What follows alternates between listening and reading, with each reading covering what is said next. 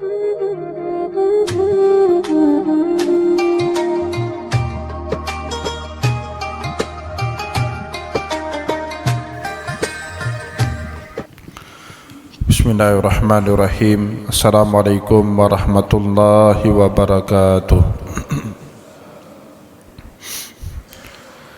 Innal hamdalillah, salatan wa salaman ala Rasulillah sallallahu alaihi wasallam wa ala alihi wa ashabihi wa man tabi'ahu bi ihsanin ila yaumiddin. Summa amma ba'du.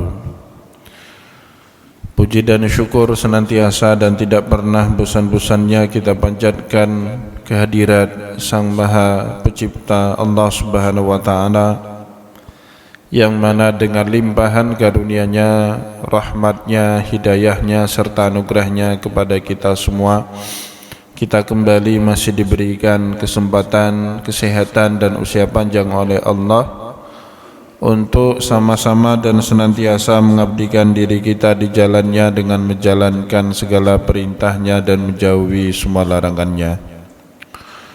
Salawat diringi salam juga tidak pernah lupa pula kita hanturkan kepada junjungan alam Nabi besar Muhammad sallallahu alaihi wasallam, di mana beliau telah bersabda dalam sebuah hadis, taraktum fikum amraini la in tamassaktum bihima lan tadillu abada, kitaballahi wa sunnati. Telah aku tinggalkan kepada kalian dua pusaka, yang jika kalian berpegang kepada dua pusaka itu, niscaya kalian tidak akan pernah sesat selama-lamanya. Al-Quran kitabnya Allah dan hadis sunnahnya Rasulullah sallallahu alaihi wasallam. Semoga Bapak Ibu yang dimuliakan oleh Allah, pengajian hadis pada subuh yang mulia ini dapat menjadi sarana bagi kita semua untuk kembali bisa berpedoman kepada sunnahnya Rasulullah sallallahu alaihi wasallam. Amin ya rabbal alamin. Bapak Ibu kaum muslimin dan muslimat yang dimuliakan oleh Allah, mari pada kesempatan subuh yang mulia ini, sambil kembali kita niat iktikaf di rumah Allah, kita kembali melanjutkan bacaan kita dengan kitab Sahihul Bukhari karya Imam Muhammad bin Ismail bin Ibrahim bin Mughirah bin Bardizbah Al-Bukhari rahimahullahu ta'ala anhu. Dan insyaallah pada subuh kali ini kita akan melanjutkan kembali pembahasan pada bab ke-33 pada kitab yang ketiga, Kitabul Ilmi, bab ke-33, bab ziyadatil imani wa nuqsanihi, bab yang membahas iman itu naik turun, wa qaulillahi ta'ala. Begitu juga bab yang membahas firman Allah yang menunjukkan adanya naik turunnya iman, di antaranya firman Allah, wa zidnahum huda, dan kami tambahkan petunjuk kepada orang yang bertakwa, wa yazdadal ladzina amanu imana. Begitu juga kami tambahkan iman kepada orang yang telah beriman. Dan juga firman Allah, wa qala ta'ala al-yawma akmaltu lakum dinakum, pada hari telah disempurnakan agama kita. Fa idza taraka syai'an minal kamali fahuwa naqisin, pada setiap kita meninggalkan agama yang telah sempurna ini, maka disitulah muncul kekurangan dalam diri kita.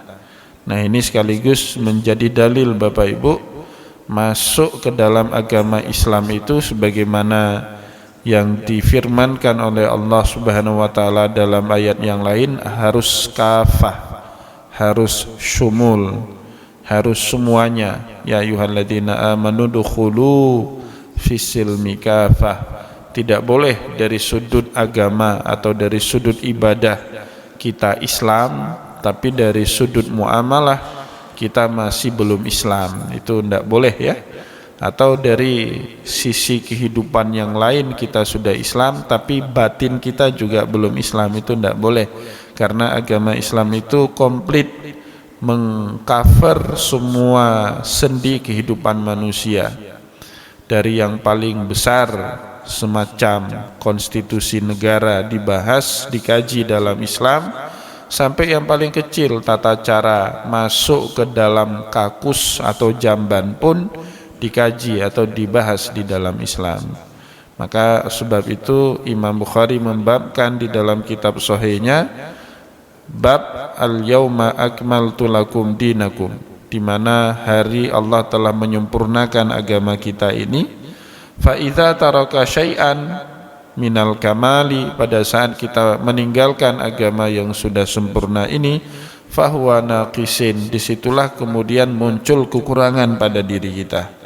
Nah, di sini ada tuntutan ya dari agama kita untuk kita pendomani Islam secara utuh, secara sempurna, tidak boleh separuh-paruh. Ada bahagian puzzle dari agama ini kita ambil, tapi di pihak yang lain kita tinggalkan. Itu suatu perbuatan yang tidak dianjurkan dalam agama.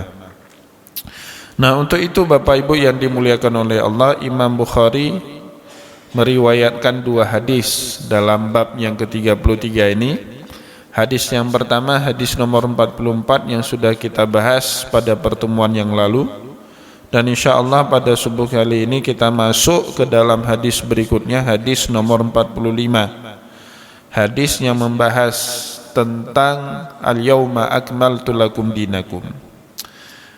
Haddatsana Al-Hasan bin Sabbah, gurunya Imam Bukhari yang bernama Hasan bin Sabbah menceritakan ini kepada Imam Bukhari, dan beliau sami'a Ja'far bin Aunin, mendengar lagi dari gurunya yang bernama Ja'far bin Aunin. Haddatsana Abul Umaisi, dan Ja'far bin Aunin mendengar dari gurunya Abul Umaisi. Akhbarana Qais bin Muslim, ya, Abul Umaisi diberitakan oleh gurunya Qais bin Muslim an Tariq bin Syihab, dari Tariq Ibnu Syihab an Umar bin Al-Khattab, dari Umar bin Khattab radhiyallahu anhu, anna rajulan minal yahudi qala lahu, satu hari ada seorang laki-laki dari orang Yahudi menjumpai Umar bin Khattab, dan orang ini kemudian berkata kepada Umar bin Khattab, ya Amiral Mu'minin, wahai Amirul Mukminin. Berarti peristiwa ini terjadi setelah wafatnya Rasulullah sallallahu alaihi wasallam. Karena sebelum wafatnya Rasulullah, Umar bin Khattab tidak pernah dipanggil dengan nama Amirul Mukminin. Ya, beliau dipanggil dengan berbagai panggilan nama. Kadang beliau dipanggil dengan ya Ibnu Banil Adi, ya, karena beliau dari sukunya Bani Adi. Ya, maka sering orang-orang sahabat maupun juga orang-orang yang tidak beriman pada saat itu menyapa Umar bin Khattab dengan sapaan ya Ibnu Bani Adi, anaknya orang dari Bani Adi, ya, atau ya Ibnul Khattab, memanggil dengan nama bapaknya, anaknya si Khattab. Nah, panggilan Amirul Mukminin Bapak Ibu kepada Umar baru terjadi setelah Rasulullah sallallahu alaihi wasallam wafat, tepatnya setelah Abu Bakar As-Siddiq wafat. Umar bin Khattab ditunjuk menjadi khalifah pengganti Abu Bakar As-Siddiq. Disitulah kemudian beliau dipanggil dengan Amirul Mukminin. Maka Bapak Ibu, peristiwa ini di mana Umar bin Khattab berjumpa dengan seorang Yahudi, dan Yahudi itu berkata sesuatu kepada Umar bin Khattab, terjadi setelah wafatnya Rasulullah dan saat Umar bin Khattab menjabat menjadi khalifah. Nah, Bapak Ibu yang dimuliakan oleh Allah, ini penting untuk kita sampaikan, karena Umar bin Khattab itu dalam berbagai riwayat hadis sering beliau bertukar pikir dengan ahlul kitab, ya, dengan orang Yahudi maupun Nasrani. Bahkan dalam satu peristiwa dulu di zaman Rasulullah, bukan dalam peristiwa hadis ini, Umar bin Khattab itu pernah ditegur sama Rasulullah sallallahu alaihi wasallam karena membawa beberapa sifran min Taurah, beberapa lembar dari kitab Taurat, hasil diskusi dia dengan pendeta dari Yahudi. Jadi Umar bin Khattab ini orang cerdas, orang yang suka berdiskusi dengan siapapun. Biasanya tanda orang cerdas itu open minded, terbuka wawasannya, terbuka pikirannya, sehingga siapapun yang mau bertukar pikir dengan Umar bin Khattab dilayani sama beliau. Nah, suatu hari ternyata Umar bin Khattab kagum dengan isi yang ada di dalam kitab Taurat. Kekaguman ini kemudian dilaporkan kepada Rasulullah, ya Rasulullah, saya baru dapat kitab Taurat dan diskusi panjang dengan pendeta Yahudi tentang isi kitab Taurat ini. Marah Rasulullah sallallahu alaihi wasallam dan kemudian menegur Umar bin Khattab radhiyallahu anhu. Ya, apa kata Rasulullah? Lau kana Musa hayyan lattaba'a millati. Seandainya Nabiullah Musa alaihissalam pada saat ini masih hidup, niscaya dia pasti akan mengikuti syariatku. Ya, kenapa kamu kagum dengan syariatnya Musa?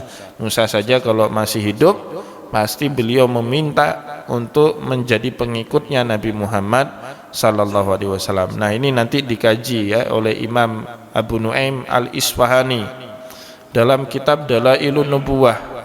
Karena statusnya Nabi Muhammad sallallahu alaihi wasallam sebagai nabi akhir zaman, maka seandainya saja hidup kembali sosok seorang nabi yang pernah hidup di masa lalu, di masa Nabi Muhammad, mereka pasti akan mengikuti syariatnya Nabi Muhammad, enggak pakai syariat mereka. Maka Bapak Ibu, dalam cerita Asyratus Sa'ah, ciri-ciri tentang datangnya hari kiamat, nanti kelak Allah akan membangkitkan kembali Nabiullah Isa alaihissalam. Diceritakan di dalam hadis itu, Nabiullah Isa di saat itu tidak menjalankan syariatnya.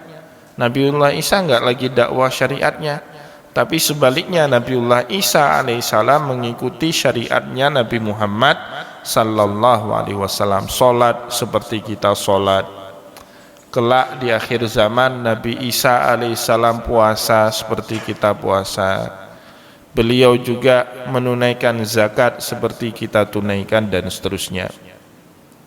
Nah, oleh karena itu Bapak Ibu, karena interaksi yang sering dari seorang Umar bin Khattab dengan pendeta Yahudi maupun pendeta Nasrani, ya, dan kadang-kadang beliau ditegur oleh Rasulullah karena menunjukkan dalam tanda kutip gejala penyimpangan, kagum kepada kitab Taurat tapi tidak kagum kepada Al-Quran. Ini perlu kita sampaikan, peristiwa yang terjadi dalam hadis nomor 45 ini terjadi setelah wafatnya Rasulullah sallallahu alaihi wasallam, dengan indikasi beliau disapa dalam hadis itu dengan sebutan ya Amiral Mukminin, wahai pemimpinnya kaum mukmin. Beliau baru jadi pemimpinnya kaum mukmin setelah wafatnya Rasulullah sallallahu alaihi wasallam. Yang pertama. Yang kedua, anna rajulan minal yahud, seorang laki-laki dari Yahudi yang dikisahkan dalam hadis ini, meskipun tidak disebutkan namanya di dalam Sahih Bukhari, tapi Bapak Ibu yang dimuliakan oleh Allah, di dalam berbagai kitab yang lain tersebut namanya. Maka oleh sebab itu Imam Ibnu Hajar Al-Asqalani dalam kitab Fathul Bari, yaitu mengutip pernyataan dari Imam Muhammad Ibnul Jarir At-Tabari di dalam kitab tafsirnya Al-Jami' Al-Bayan an Ta'wilil Quran. Begitu juga Imam At-Tabrani di dalam kitab Mu'jam Al-Awsat. Siapa laki-laki ini? Laki-laki ini namanya Ka'ab Al-Ahbar. Nah, Ka'ab Al-Ahbar ini Bapak Ibu unik. Beliau hidup semasa Rasulullah sallallahu alaihi wasallam. Ka'ab Al-Ahbar ini pendeta Yahudi yang ngobrol suatu hari dengan Umar bin Khattab, sehingga obrolannya itu ditulis oleh Imam Bukhari di dalam hadis nomor 45 ini. Beliau ini hidup di zamannya Rasulullah, tapi beliau tidak boleh dinamakan sahabatnya Rasulullah. Meskipun beliau hidup di zaman Rasulullah, namun beriman beliau setelah wafatnya Rasulullah sallallahu alaihi wasallam. Ya, karena definisi sahabat itu Bapak Ibu, orang yang hidup di zaman Rasul, beriman di zaman Rasul, dan pernah ketemu bertatap muka dengan Rasulullah, itu sahabat. Definisi sahabat yang disepakati oleh para ulama. Jadi kalau ada orang hidup di zaman Rasul, bertatap muka dengan Rasulullah, tapi tidak beriman kepada Rasulullah, bukan sahabat. Seperti tokoh-tokoh kafir Quraisy, ya, Abu Jahal, Abu Lahab hidup bersama Rasul, menatap muka Rasul, tapi tidak beriman sama Rasul. Atau sebaliknya, beriman sama Rasul, ya, kemudian bertatap muka dengan Rasul, ya, atau hidup di zaman Rasulullah, beriman kepada Rasulullah, atau tidak pernah bertatap muka dengan Rasulullah. Jadi ada orang, Bapak Ibu, beriman sama Rasul, hidup sezaman dengan Rasulullah, tapi ketemu tidak pernah. Ini juga tidak bisa dikatakan sahabat. Contohnya Uwais Al-Qarni itu, ya, orang Yaman, hidup zaman Rasul, beriman sama Rasul, pernah pergi ke Madinah mau ketemu dengan Rasulullah, ternyata Rasulullah lagi keluar kota, tidak bisa lama-lama tinggalin orang tuanya di kampung halaman, maka dia balik, tidak pernah ketemu dengan Rasul. Orang ini, orang seperti ini tidak dinamakan sahabat Rasul, karena tadi syarat ketemu bertatap muka tidak cukup. Maka kemudian dalam disiplin ilmu hadis ada istilah satu lagi namanya mukhadram. Ya, mukhadram itu orang yang hidup di zaman Rasul, beriman dengan Rasul, tapi tidak sempat bertatap muka dengan Rasulullah sallallahu alaihi wasallam. Contoh lain, Raja Habsyah, Raja Nejus. Nah, beliau itu hidup di zaman Rasul, beriman kepada Rasul. Bahkan saat beliau wafat, 2 minggu setelah beliau wafat, sampai beritanya kepada Rasulullah, Rasulullah melaksanakan sholat ghaib. Ya, maka Bapak Ibu, di dalam fikih Syafi'i, satu-satunya dalil yang dipakai untuk membolehkan sholat ghaib itu saat Rasulullah menyolatkan ghaib Raja Habsyah, ya. Nah, tapi beliau bukan sahabat Rasulullah, namanya mukhadram. Adapun orang yang beriman sama Rasul, hidup setelah zamannya Rasul dan pasti tidak ketemu dengan Rasul, itu namanya tabi'in. Nah, Ka'ab al-Ahbar ini, Bapak Ibu, unik. Seperti tadi kita bilang, dia hidup di zaman dengan Rasul, bertatap muka dengan Rasulullah, tapi imannya tidak di zaman Rasul. Dia masuk Islam di zamannya Ka'ab al-Ahbar, di zamannya Umar bin Khattab. Jadi 2 tahun setelah Rasulullah wafat, Ka'ab al-Ahbar baru masuk Islam. Maka Ka'ab al-Ahbar ini tidak punya nama, Bapak Ibu. Apakah dia sahabat Nabi? Tidak juga. Apakah dia mukhadram? Kalau dia sahabat Nabi, dia nggak cukup satu syarat, tidak beriman di zamannya Rasulullah, tidak beriman di hadapan Rasulullah. Kalau disebut dengan tabi'in nggak cocok juga, karena tabi'in itu nggak ketemu dengan Rasul. Tapi Ka'ab al-Ahbar ini ketemu dengan Rasulullah sallallahu alaihi wasallam. Disebut dengan mukhadram tidak cocok juga, karena mukhadram itu tidak pernah bertatap muka dengan Rasulullah, sedangkan orang ini pernah bertatap muka dengan Rasulullah. Nah, tentu Bapak Ibu, kita bertanya, apa yang menyebabkan Ka'ab al-Ahbar itu tidak masuk Islam di zamannya Rasulullah? Padahal banyak sekali, ya, pendeta Yahudi maupun Nasrani itu memeluk Islam langsung di zamannya Rasulullah. Karena yang paling mengetahui detail kenabian Nabi Muhammad sallallahu alaihi wasallam itu ya pendeta-pendetanya Ahlul Kitab, Bapak Ibu. Sebagaimana yang Allah firmankan dalam Al-Qur'an, alladzina atainahumul kitaba ya'rifunahu kama ya'rifuna abna'ahum. Orang-orang yang dianugerahkan oleh Allah Alkitab kepada mereka mengetahui hakikat kenabian dan kerasulannya Muhammad sebagaimana mereka mengenali anak kandung mereka sendiri. Ya, maka jangan heran, Pak, di awal-awal yang bisa membaca kenabian Nabi Muhammad itu kalau enggak pendeta Yahudi, pendeta Nasrani. Nabi Muhammad masih kecil, langsung dikenali ini ciri-ciri Nabi oleh pendeta Buhairah. Rasulullah dapat wahyu, bingung beliau, siapa yang semalam datang, makhluk bersayap besar, tinggi besar. Ngadunya, curhatnya kepada pendeta Kristen namanya Waraqah bin Naufal. Wa kana rajulan qad tanassara fil jahiliyah, disebut dalam hadis Bukhari, Waraqah bin Nawfal itu seorang pendeta Nasrani di masa jahiliyah. Wa kana yaktubul Injil bil Ibroniyah masyaallahu an yaktuba, punya kemampuan menulis kitab Injil dalam bahasa Ibrani sebagaimana yang dianugerahkan oleh Allah. Jadi para pendeta semua. Maka jangan heran, banyak sekali pendeta-pendeta Yahudi dan Nasrani itu masuk Islam di zaman Rasulullah.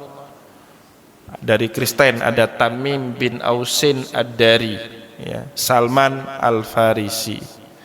Kemudian dari Yahudi adalah Abdullah bin Salam, Said bin Sa'na, dan juga Ka'am al-Ahbar agak telat masuk Islamnya di zaman Umar bin Khattab. Karena dulu Bapak Ibu yang dimuliakan oleh Allah, Ka'am al-Ahbar ini ternyata punya bapak yang juga pendeta Yahudi. Nah, ini diceritakan di dalam kitab Ad-Dibai, ya, karangan Ibnu Ad-Diba. Di dalam kitab itu diceritakan kesaksian daripada Ka'am al-Ahbar. Allamani abi at-Taurata, bapak saya mengajarkan saya kitab Taurat tiap hari tiap malam. Bapaknya Ka'am al-Ahbar mengajarkan kepada beliau kitab Taurat. Seperti kita lah ngaji tiap hari tiap malam sama bapak kita di rumah Al-Quran. Ka'am al-Ahbar juga gitu, diajarin sama bapaknya kitab Taurat. Illa sifran wahidan, kecuali satu halaman yang selalu tidak pernah diajari, loncat selalu. Wa kana yahtatimuhu wa yudkhiluhu sunduk, dan kami selalu khatam kitab Taurat itu.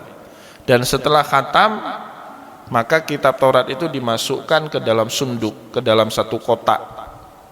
Nah, Bapak Ibu kalau pernah lihat kitab Taurat, ya, itu berbeda dengan kitab Injil atau Al-Quran. Kalau Al-Quran kan mushafnya persegi 4. Jadi kalau Al-Quran dari kanan kiri, ya, kalau Latin dari kiri kanan. Injil juga seperti itu, persegi 4. Tapi kalau Taurat itu gulungan Bapak Ibu, kayak gulungan kayak risol itu. Jadi ada gulungan digulung, ya. Jadi kalau sudah dibaca, ya, di gulungan itu kemudian diletakkan ke dalam kotak, namanya tabut, ya, nama kotak itu tabut. Nah, maka kalau Bapak Ibu, ya, kalau di sini nggak ada sinagong, ya, nggak ada rumah ibadah sinagong, rumah ibadah Yahudi, ya. Kalau rumah ibadah Yahudi, tabut itu dibuka pada hari Sabtu oleh seorang pendeta rahib, ya, kemudian dibaca kitab Taurat itu sambil melantunkan nyanyi, ya, nyanyian, ya, seperti lagu-lagu. Nah, maka kemudian cerita Ka'am al-Ahbar, alamani abi at-Taurata ila sifran wahidan, kecuali satu lembar itu yang enggak pernah diajarkan. Wa kana yahtatimuhu wa yudkhiluhu sunduk, setelah khatam kitab Taurat itu dia masukkan ke dalam tabut tadi, ke dalam kotak Pandora daripada kitab Taurat, dan meninggal. Bapak beliau meninggal. Falamma mata abi fatahtuhu, saat bapak saya meninggal dunia, aku buka kitab Taurat yang sudah dimasukkan ke dalam peti itu, ya, ke dalam kotak itu. Fa idza fihi nabiyyun yakhruju akhiruz zaman, ternyata di satu lembar yang enggak pernah dibaca itu ada tulisan nabi akhir zaman yang akan segera diutus sama Allah. Ciri-cirinya 3 sebut kitab Taurat tadi. Yang pertama, mauliduhu bi Makkah, lahirnya di Mekah, wa hijratuhu bil Madinah, hijrahnya ke Madinah, wa sultanuhu bisyam, dan kekuasaan nabi akhir zaman itu nanti kelak akan ada di negeri Syam. Ciri yang pertama, Nabi Muhammad sudah dapat lahirnya di Mekah. Ciri yang kedua, di masa hidupnya juga sudah dia lihat langsung hijrahnya ke kota Madinah. Tapi ciri ketiga enggak ketemu, Pak, karena Syam itu enggak tahluk di zamannya Rasulullah sallallahu alaihi wasallam. 2 kali usaha Nabi Muhammad menaklukkan kota Syam menemukan kegagalan. Yang pertama, perang Yarmuk, ya, yang dipimpin oleh Khalid bin Walid, gagal. Yang kedua, perang Mu'tah di Jordan itu, ya, Mu'tah itu daerah Jordan, sekitar 1,5 jam sebelah utara dari kota Amman, Jordania, itu ada daerah Mu'tah. Di situ syahid 3 orang pahlawan Rasulullah, panglima perangnya Rasulullah, Abdullah bin Rawahah termasuk, salah satunya adalah abangnya Ali bin Abi Thalib, Ja'far bin Abi Thalib, ya, wafat dan meninggal dunia di perang Mu'tah itu, gagal. Jadi Rasulullah belum bisa menaklukkan kota Syam, begitu juga Abu Bakar. Tapi Syam itu Bapak Ibu tahluk di tangannya Umar bin Khattab radhiyallahu anhu. Maka dia baru melihat kekuasaan Rasulullah yang bercongkol di negeri Syam itu di zaman Umar.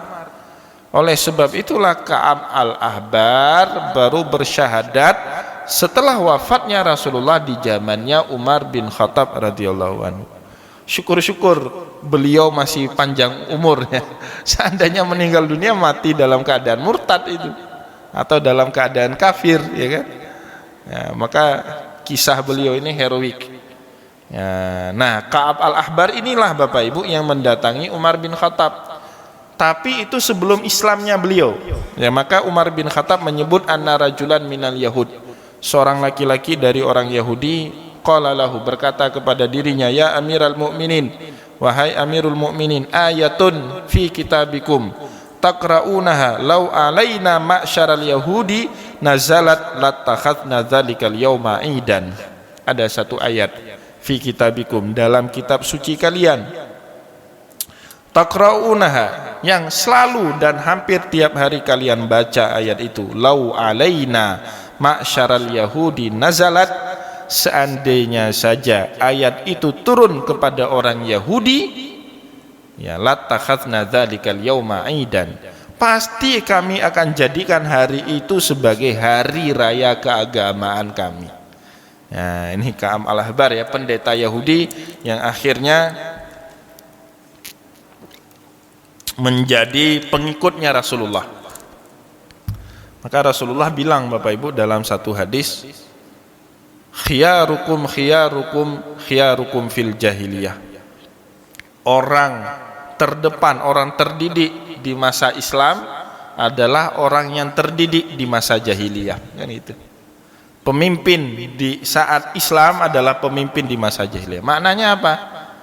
Kalau orang pinter masuk Islam, maka dia makin pinter, Pak. Ya. Kalau orang nggak pinter masuk Islam, ini menambah beban agama Islam, ya kan? Menambah beban agama Islam. Maka dulu Rasulullah punya strategi bagaimana mengislamkan para tokoh. Kenapa Islam itu cepat sekali berkembang di negeri kita, Pak? Padahal daerah kita Hindu dulu. Aceh itu termasuk daerah yang kuat Hindunya dulu itu. Tapi kenapa cepat menyebar agama Islam? Karena Islam itu jadi agamanya para raja, ya kan? Raja Kesultanan Samudra Pasai, semuanya Islam. Kalau raja sudah Islam, maka rakyat juga akan Islam. Ya, khiyarukum fil jahiliyah, khiyarukum fil Islam. Orang terdepan di masa jahiliyah, maka dia akan menjadi terdepan juga di masa Islam. Begitu juga Ka'ab al-Ahbar, dia ngerti kitab Taurat, maka dia juga paham sekali kitab Taurat. Ya, ilmunya itu kan metodologinya sama untuk memahami kitab suci itu. Oleh sebab itu, sebelum dia masuk Islam, dia sudah banyak tahu tentang ajaran agama Islam. Tinggal nunggu satu lagi tanda yang disebut dalam kitab Taurat. Apa? Kekuasaannya Muhammad itu harus ada di negeri Syam. Belum terrealisasi. Umar bin Khattab jadi khalifah 12 tahun. Negeri Syam itu Bapak Ibu baru tahluk di tahun keempat masa kekhalifahannya Umar bin Khattab radhiyallahu anhu. Masih satu periode itu, belum 2 periode. Nah, di periode kedua lah baru tahluk, ya, kota Syam itu di tangan Umar bin Khattab, baru dia masuk Islam. Nah, sebelum itu dia sudah sangat tahu banyak tentang ajaran agama Islam. Salah satunya ini, ayatun fi kitabikum taqra'unah. Ada satu ayat di dalam kitab kalian, Umar, yang hampir setiap kali kalian membacanya, lau alaina ma'syaral yahudi nazalat, seandainya ayat itu turun kepada kami orang Yahudi, latakhadna dzalikal yauma idan, maka kami akan jadikan hari itu sebagai hari Id. Maka Umar bin Khattab radhiyallahu anhu nanya kepada Ka'ab al-Ahbar, ayyu ayatin? Qala ayyu ayatin? Ayat apa yang kamu maksud? Nah, itu surat Al-Maidah ayat berapa itu? Al-yauma akmaltu lakum dinakum itu, ya. Ayatnya kan panjang Pak, mulainya dari hurimat alaikumul maitatu waddamu walahmul khinzir wa ma uhilla li ghairillahi bih dan seterusnya. Nanti di tengah-tengah itu baru ada ayat al yauma akmaltu lakum dinakum wa atmamtu alaikum ni'mati wa raditu lakumul islam madina.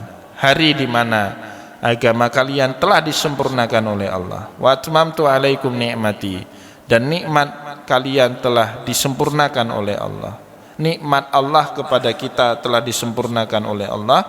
Wa raditu lakumul islam madina, dan Allah telah ridha agama Islam menjadi agama untuk segenap umat manusia. Qala Umar, setelah Umar mendengar apa yang dikatakan oleh Ka'ab al-Ahbar, maka Umar kemudian berkata, qad arafna dzalikal yaum, kami sudah tahu hari turunnya ayat itu kapan, kami tahu. Wal makana alladzi nazalat fih, dan tempat di mana turunnya ayat Al-Qur'an itu kami juga tahu. Nah, maka Bapak Ibu, keislaman kita tidak akan pernah bisa menandingi keislamannya para sahabat dari sisi ini, Pak. Pengetahuan para sahabat Rasulullah terhadap satu ayat turun dalam keadaan apa, di waktu apa, di tempat apa, dalam kondisi Rasulullah seperti apa, itu internalisasi, maknanya mereka lihat langsung Rasulullah sallallahu alaihi wasallam. Sedangkan kita Bapak Ibu melalui riwayat. Kita bisa sholat melalui mana, Pak? Baca kitab fikih kan? Ya, ada tangan ulama di situ ya, nggak langsung. Tapi para sahabat, Pak, diajarin langsung sama Rasulullah untuk bisa sholat. Berbeda hasilnya. Yang diajarin langsung sama Rasulullah, yang setelah mengalami proses sekian lama dalam penulisan kitab fikih beda.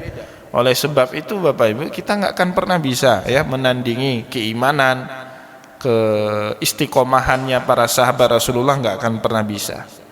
Maka Umar bin Khattab di saat itu berkata, qad arafna dzalikal yaum, kami tahu hari di mana turunnya ayat itu, wal makana alladzi nazalat fih, dan tempat di mana turunnya ayat itu, ala Nabi sallallahu alaihi wasallam, ayat yang mana turun itu kepada Rasulullah sallallahu alaihi wasallam, di mana wa huwa qaimun bi Arafata. Saat ayat itu turun, Rasulullah sallallahu alaihi wasallam sedang berdiri di Arafah, yaumul Jum'ah, pada hari Jumat. Nah, Bapak Ibu hati-hati memahami hadis ini. Yang dimaksud qaim di sini bukan berdiri seperti kita berdiri ya. Tapi qaim di sini Rasulullah berdiri dalam artian berdiri atau duduk di atas ontanya. Nah, ini cocok dengan keterangan Imam Ibnul Qayyim di dalam kitab Zadul Ma'ad. Ayat ini turun Bapak Ibu yang dimuliakan oleh Allah saat Rasulullah sallallahu alaihi wasallam di akhir-akhir memberikan khutbah di hari Arafah. Nah, jadi di padang Arafah itu setelah kita sholat zuhur dan asar di jamak takdim, kemudian khotib disunahkan atau imam disunahkan menyampaikan khutbah. Dulu Rasulullah sallallahu alaihi wasallam khutbahnya itu di atas onta. Nah, maka disebut dalam hadis wa kana yakhtubu alal mimbar au qaiman au ala ba'iran. Rasulullah sallallahu alaihi wasallam itu khutbahnya pernah sambil berdiri, ya, pernah di atas mimbar, dan juga Rasulullah pernah khutbah di atas ontanya. Kapan Rasulullah khutbah di atas onta? Pada saat di hari Arafah. Jadi jangan besok Jumat bawa onta di sini. Khatib khutbah di atas onta.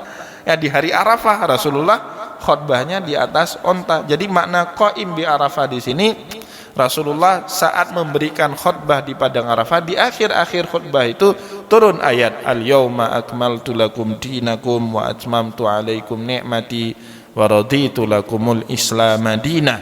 Nah, ini yang pertama. Yang kedua, yaumul Jum'ah, khutbah di Arafah, di Haji Wada itu Bapak Ibu, Arafah terjadi di hari Jumat. Maka istilah Haji Akbar, nah, itu kan banyak orang bilang, oh nggak ada Haji Akbar. Gimana nggak ada? Ini dalilnya Pak, Haji Akbar. Haji Akbar tahu Pak ya? Haji Akbar itu haji kita kemarin Ustaz Wardian, Haji Akbar. Haji di mana Jumatnya atau Arafahnya bertepatan dengan hari Jumat. Sekali lagi, Arafahnya 9 Zulhijjah, bukan 10-nya. Ya, karena hakikat daripada hari raya haji itu Pak, bukan di 10-nya tapi di 9-nya. Maka bagi kami, bagi kita yang menunaikan ibadah haji, tidak ada itu sholat Idul Adha ya. Tapi bagi orang yang tidak melaksanakan ibadah haji, sebagai gantinya ada syariat sholat Idul Adha. Jadi hari raya Haji Akbar itu bukan hari 10 Zulhijjah bertepatan dengan hari Jumat, mohon maaf, bukan itu. Bukan hari raya Idul Adha yang bertepatan dengan hari Jumat, bukan itu. Tapi hari Arafah yang bertepatan dengan hari Jumat. Dulu Bapak Ibu, saat Rasulullah sallallahu alaihi wasallam mengerjakan haji wada, berpas-pasan hari Arafah beliau dengan hari Jumat. Ya, maka hukumnya pada saat itu Bapak Ibu gugur sholat Jumatnya, yang dikerjakan adalah duhur dan asar jamak takdim. Ya, kemarin banyak kila wakola itu antara sesama petugas haji, sempat duduk menyamakan persepsi. Termasuk salah satunya saya bawa hadis ini, ya Rasulullah hajinya hari Jumat itu Haji Akbar. Yang dikerjakan oleh Rasulullah apa dalam manasik haji? Jamak takdim, ya. Jamak takdim duhur dan asarnya. Beliau enggak mengerjakan sholat Jumat. Tidak ada sholat Jumat bagi orang yang kebetulan Arafahnya berpas-pasan dengan hari Jumat. Dan itu yang disebut dengan Haji Akbar. Cocok dengan firman Allah pada surat At-Taubat ya. Wa adzanum minallahi wa rasulihi ilan nasi yaumal hajjil akbari annallaha bari'un minal musyrikin wa rasuluh. Ya, wa adzanum minallahi wa rasulih, dan kumandang azan dari Allah dan Rasulnya, ilan nas, kepada segenap manusia, yaumal hajjil akbar, pada hari haji akbar, annallaha bari'un minal musyrikin wa rasuluh, Allah dan Rasulnya berlepas diri dari orang-orang yang musyrik, yang tak mau bertauhid kepada Allah. Ya, kapan itu? Pada saat haji wada. Maka wajar sekali kemudian Ka'ab al-Ahbar Bapak Ibu berkata, ada satu ayat di dalam kitab suci Al-Quran yang kalau ayat itu turun sama kami orang Yahudi, nazalat lattakhadna dzalikal yauma idan, pasti kami akan jadikan hari itu sebagai hari raya kami. Itu spesial sekali. Maka kemarin syukur Ustadz Wardian kita dapat Haji Akbar ya, itu syukur sekali.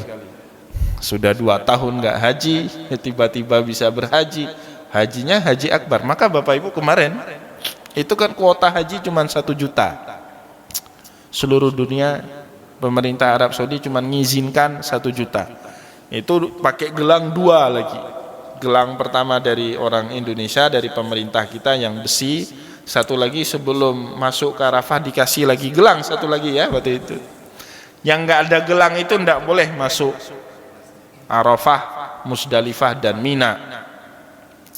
Tapi Bapak Ibu, saat Arafah itu saya keliling-keliling malam itu. Banyak sekali orang Arab. Ada orang Qatar naik mobil, Pak. Ya, dia tanya, "Mahadza asawir?" Dia tanya, "Ini gelang apa?" Ya, dia lihat saya kan pakai gelang 2.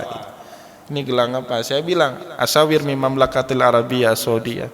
Ini gelang dari kerajaanmu, kerajaan Arab Saudi. Lah kamu mana gelangnya? Saya tanya. Saya asawir min Ibrahim alaihissalam.